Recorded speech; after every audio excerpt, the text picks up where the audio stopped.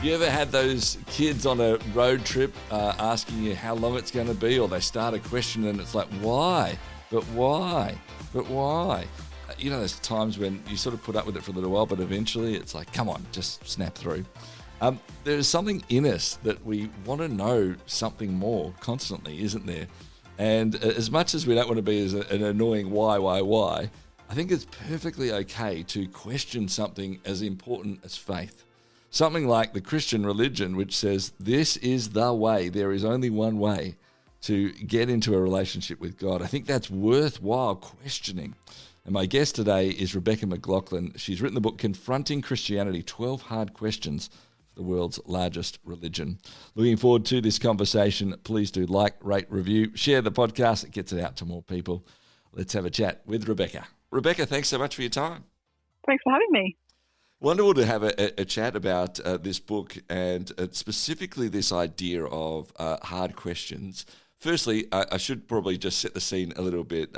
From your perspective, your faith perspective, I'm assuming you're following Jesus in a Christian relationship? Yes, absolutely. Okay. The other thing we should sort of just set as we go, and something certainly I'm a big believer in, and I'm assuming because you have written this book as well, but let's just check, is that the idea of a faith that is true, that holds true, has to be able to be questioned. And I think over many different iterations at times, it seems like some parts of the world of the Church of Christianity saying, oh, you can't question this and you can't question that. My belief is very much you can question all of it because if it's true, it will stand up. Is that sort of your take and the reason you sort of wrote the book like this? Yeah, it's interesting. There's a concept of anti-fragility, which some sort of psychologists in the US are talking about in terms of raising children. So do we think about children being fundamentally kind of fragile, needing to be protected all the time? Or do we think about them as being anti-fragile, i.e. kind of needing a little bit of knocking about, not in a physical sense, but, a little bit of testing to grow their resilience? I would love for my children to have an anti-fragile faith, i.e. if they're going to be followers of Jesus, for it to be something that's really been tested in their lives and that they've been able to ask questions, they've been have questions asked to them by friends or teachers or whoever who are not followers of Jesus. I don't feel the need to kind of protect the message of Jesus as if it was something that might break in my hands, because I actually think he's the strongest and best hope that the world has to offer. So I'm not really kind of afraid of the faith in Jesus being kind of knocked around a bit. Now, we're going to have a little bit of a deep dive into some of these questions today. We're obviously not going to be able to cover all of them or indeed all parts of it. That's why you've written the book in the first place. But before we sort of even get into talking about this one or that one as some of those 12 sort of confronting questions, just the decision of which ones to choose. As I go through those, I feel like some seem a bit sort of, well, we've got to say those ones. Something like, how could a loving God allow so much suffering? I think that's been a question that a lot of people have asked for a long time. How did you actually go about choosing which questions? Because I think some are a bit more obvious, like that one, and some are a bit more, I'm like, well, that's a great question to ask. I wouldn't have necessarily thought that's the top one, but I'm so glad you did. Do you know, I literally just sat down and wrote a list of what kinds of questions my friends, I grew up in the UK in pretty secular environments where most of my friends, both in school and university, were not only not Christians, but actually would have really kind of good reasons for not even considering Christianity. And so I just literally sat down and wrote down the top 12 questions that I felt like I'd been asked over the years. And they just kind of came out. I'm actually curious which ones you think aren't obvious in that list. Well, the couple that I had that I thought, well, I wonder, depending on which parts of the world perhaps you're in, was, doesn't Christianity crush diversity? I thought that was a really interestingly phrased one that was there. And around, doesn't religion hinder morality? Because I thought some people might think, well, actually it sort of helps create a moral sort of understanding. I understand the flip of that as well. So they were the couple that for me jumped out. I thought, oh, they're really interestingly phrased that maybe I wouldn't have come straight away. So they were the two for me anyway.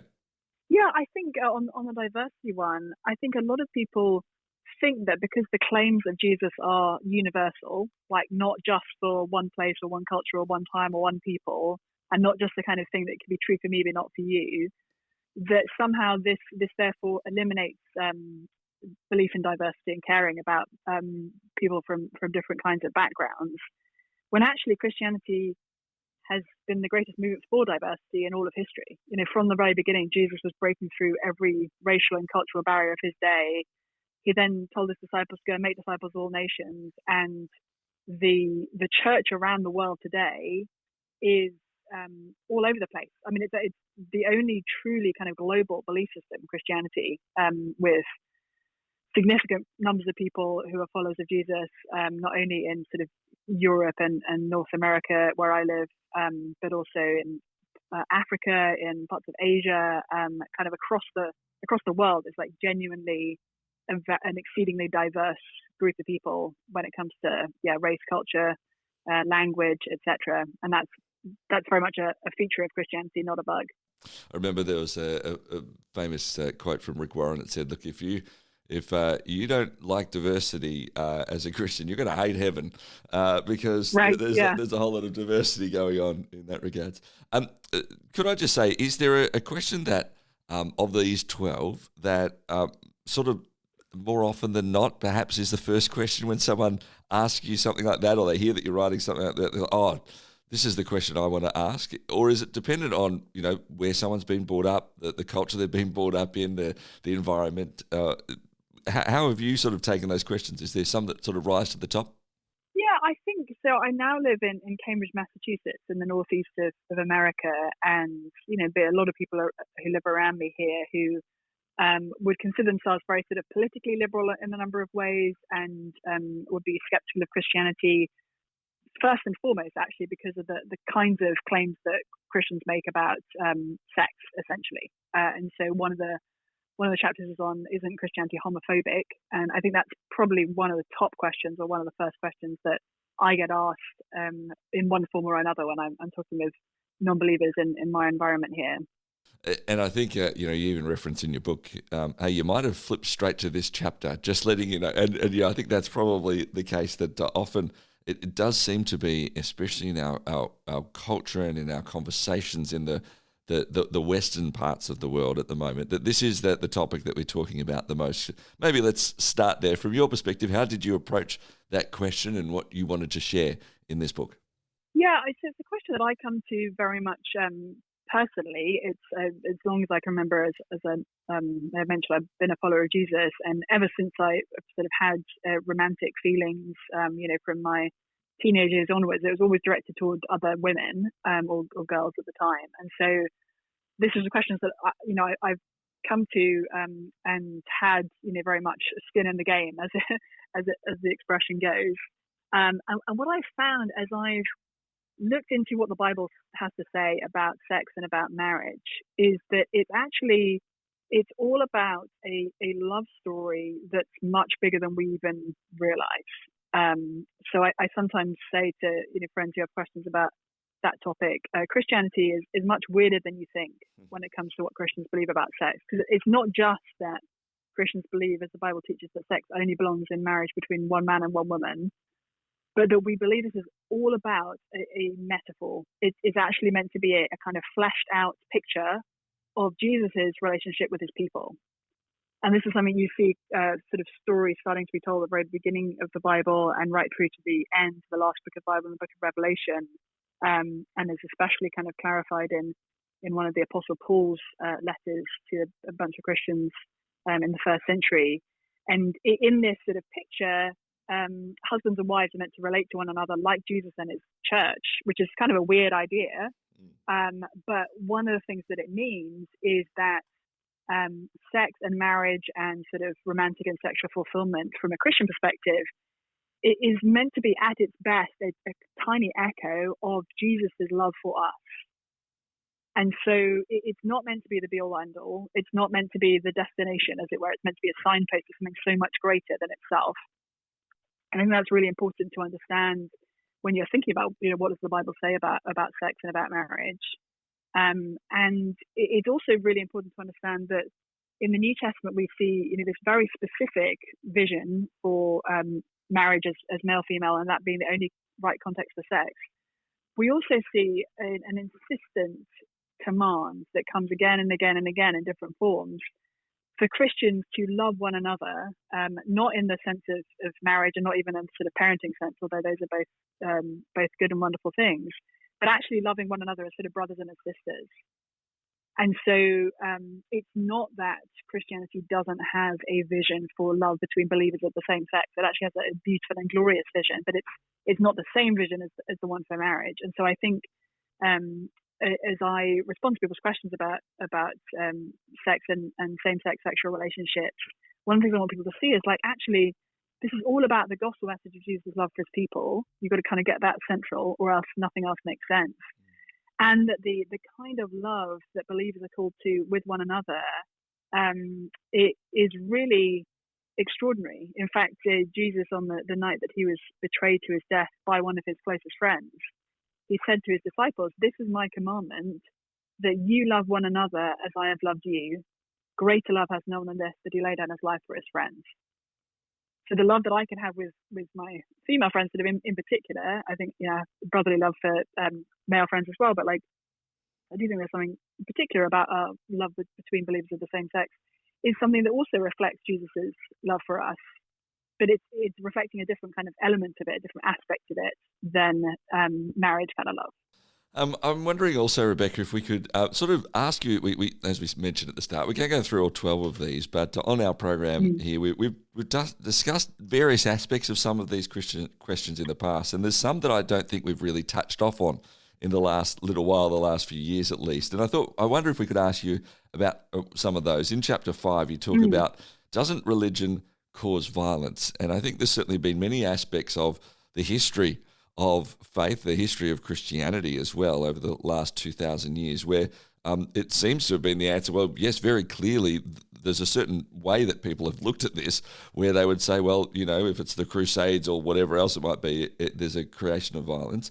How did you approach that topic, and I suppose how does it speak to our world today? Yeah, it's so interesting because people always mention the Crusades in this respect. And I actually spent a chunk of the book kind of looking at the Crusades because I think our perception of what happened at the Crusades is somewhat not representative of what in fact did happen. So it's often in the minds of Westerners today, it's often the kind of peaceful Muslims were out of nowhere kind of attacked by these Christian sort of crusaders coming from the West and seeking to eradicate them, as if this was a sort of way of spreading Christianity.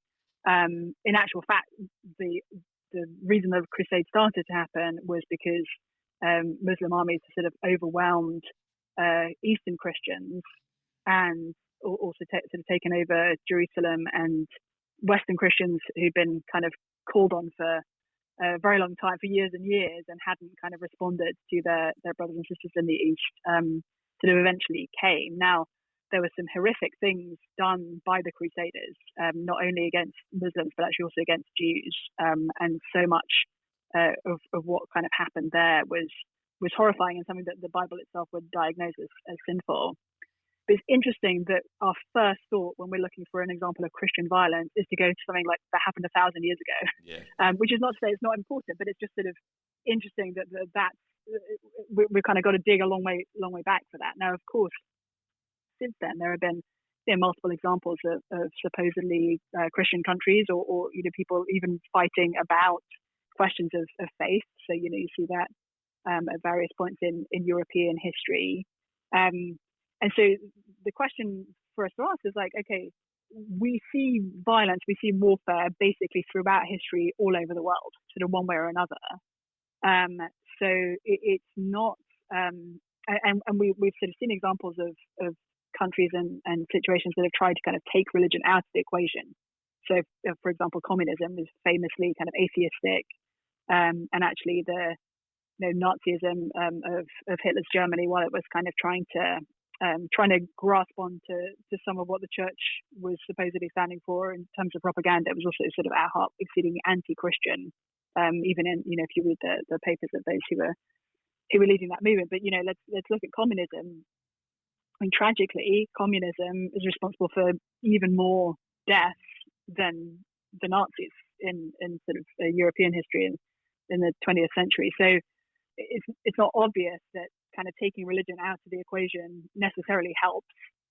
And then we need to look at, okay, what kinds of religious claims are we talking about? Because Christianity, and if you look at the teachings of Jesus, sort of really radically non-violent and very much against some of the instincts that we might have and that our kind of countries sort of historically have had in terms of a sort of orientation toward violence. You know, Jesus would turn us in completely the opposite direction. And I think if we have a realistic kind of view of human nature, we'll recognize, what we have here is a human problem that different religions might sort of channel in different ways. And I would argue that Christianity is profoundly kind of against violence, except in the case of defending the vulnerable. I mean, that's kind of the best case you can make from a scriptural perspective for war, is that you're actually needing to kind of protect those who are vulnerable. But yeah, the idea that if we could only get rid of religion, we would also get rid of violence has been pretty obviously kind of disproved in the history of the 20th century. My guest on Towards Understanding is Rebecca McLaughlin. She is the author of the book Confronting Christianity, 12 Hard Questions for the World's Largest Religion. We're going to be back with her in just a couple of minutes' time as we ask a few more of these questions, including how could a loving God send people to hell? That's on the way next here on Towards Understanding. Share your brand, your event, your message across 90 Christian radio stations and major cities in Australia and New Zealand by sponsoring Towards Understanding, hosted by Clayton Bielen. More than 210,000 people tune into Towards Understanding each week, and with just one sponsorship, you'll reach this immense engaged audience. Find out more about this exciting and unique opportunity now on the sponsorship page at positivemedia.com.au. Just before the break there, Rebecca, we were talking about this idea around doesn't religion cause violence? And certainly we talked about some of the historic examples and even some in this last 100 years or so. Just one further question on that before we start chatting about a couple of the others. We're often seeing in our sort of polarized society, especially the last 5 or 10 years, certainly you're living in America at the moment too, and we're seeing that the sort of religion and even Christian faith is getting caught up a lot with politics, and maybe it's not like full-on violence in the streets necessarily the whole time, but there's elements that it's kicking up a bit more and more. Do you feel like it's being used around the world at the moment in wrong ways like it has been in the past? It's just maybe shaping differently? Yeah, so one of the things that I think it's really important for Christians like me to be cautious of and aware of the sort of dangers of is Christianity getting tethered to, for example, nationalism. And that's not the only direction that it can go, but it's often a direction that it goes, to where you can end up with things that sort of sound Christian adjacent, or a lot of talk of God, being tied into a sense of the rightness of your own country, and often tied into a desire to either to sort of conquer other countries, or at least to get rid of as many people who might have immigrated to your country as possible. There can be kind of edges to it like that, and it's actually really hard to make that case from a Christian perspective, because if we read through the Bible, we see, in the Old Testament, we see a deep concern of God for what sometimes in Bible translations called the sojourner, or the refugee, or the immigrant, could be other translations of that word, and a sense that God's people need to care for those who are looking for a place to live. So there's sort of an impetus toward care and away from a sort of rigid nationalism there. And then, as we were mentioning in the earlier segment, Christianity has, from the first, been a multicultural belief system. I mean, Jesus' claims are universal. He says at the end of Matthew's Gospel, one of the biographies of him that we read in the Bible, he says to his disciples, "All authority in heaven and on earth has been given to me. Therefore, go and make disciples of all nations." And we see people from different nations coming to faith in Jesus from the very beginning. And we see all around the world today, Christians in all sorts of different cultural and linguistic and ethnic contexts.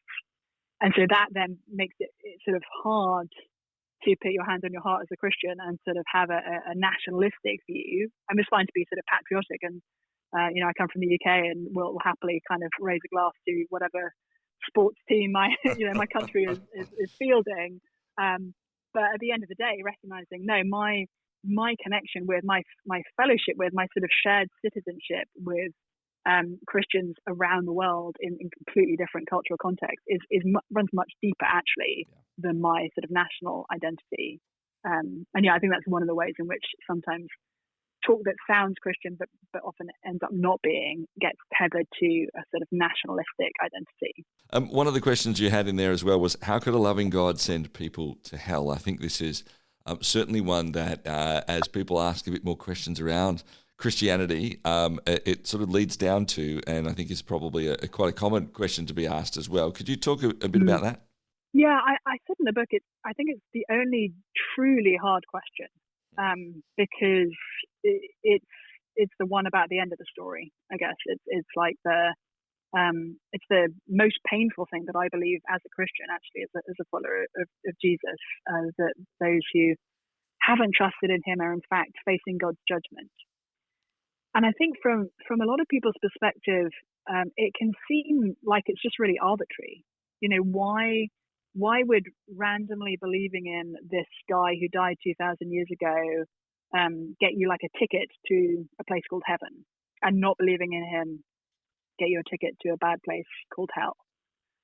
And I understand why people sort of have that impression. I think we Christians aren't always the best at explaining what the message of Christianity is.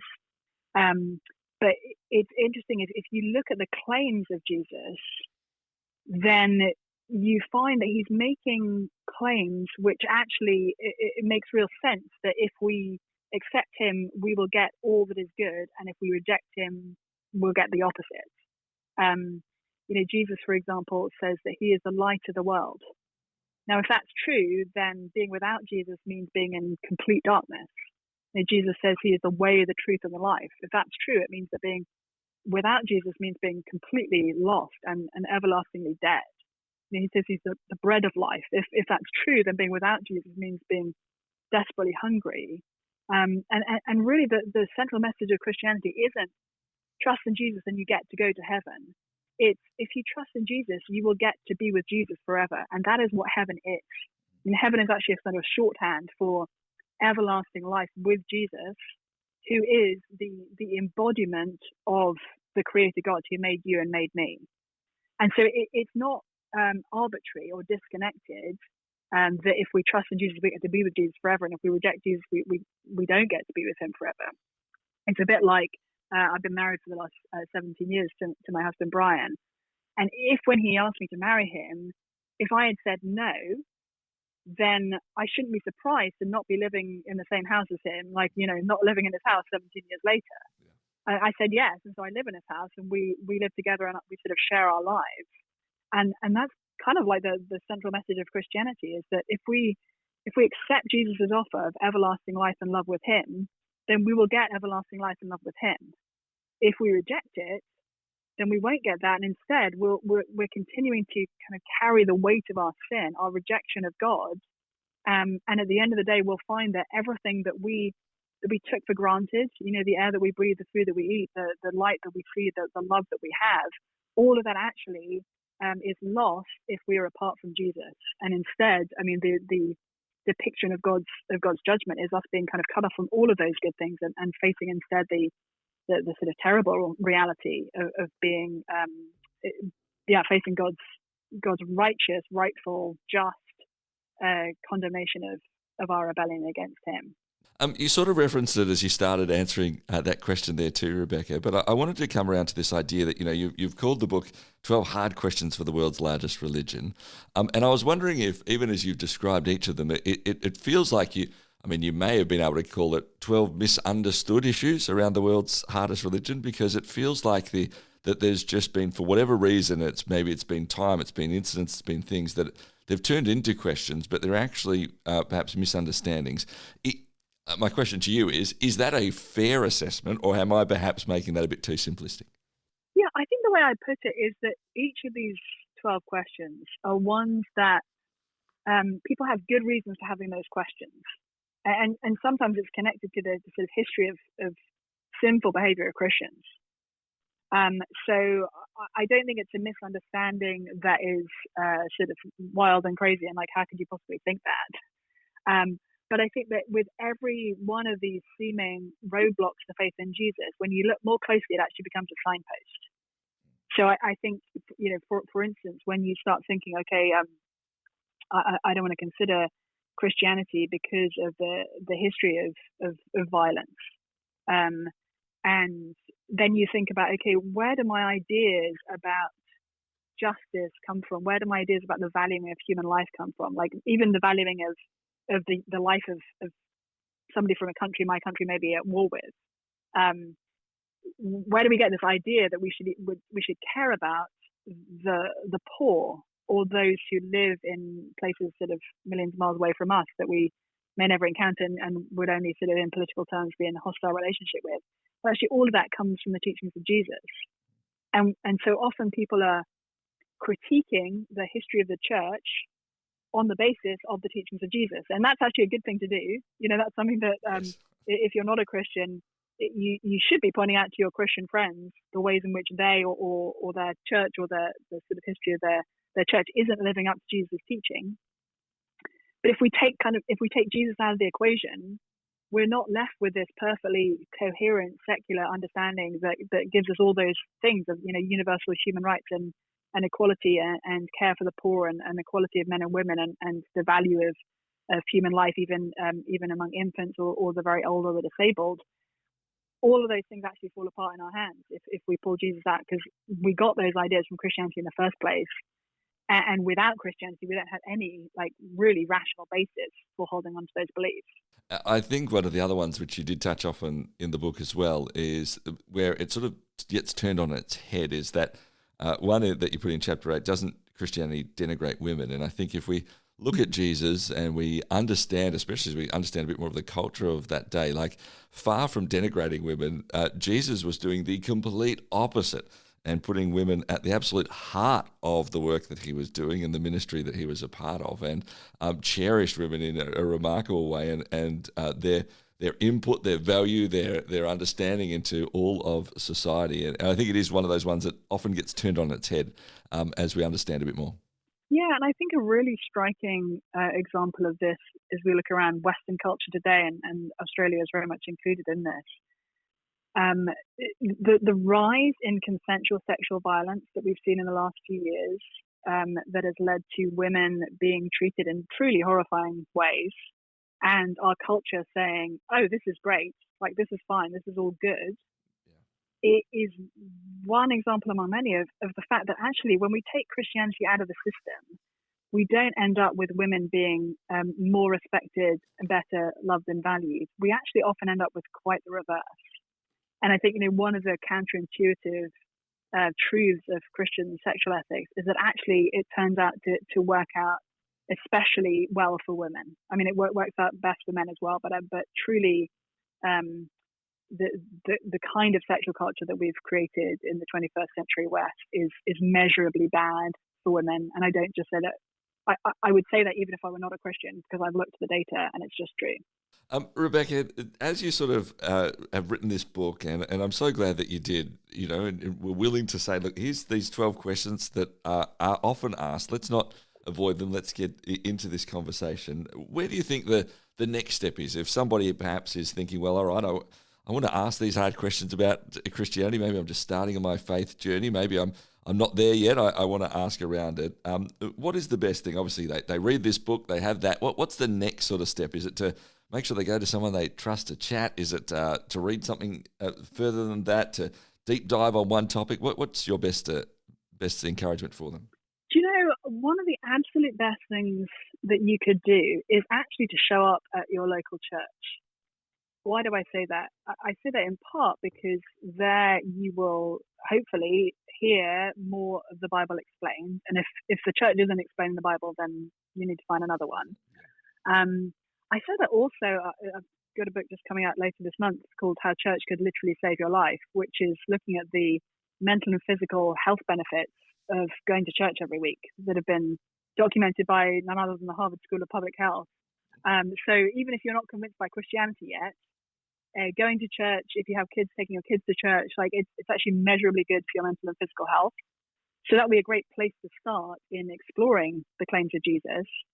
And Christianity is meant to be an understanding of the world where faith in Jesus is closely tied up with love among God's people.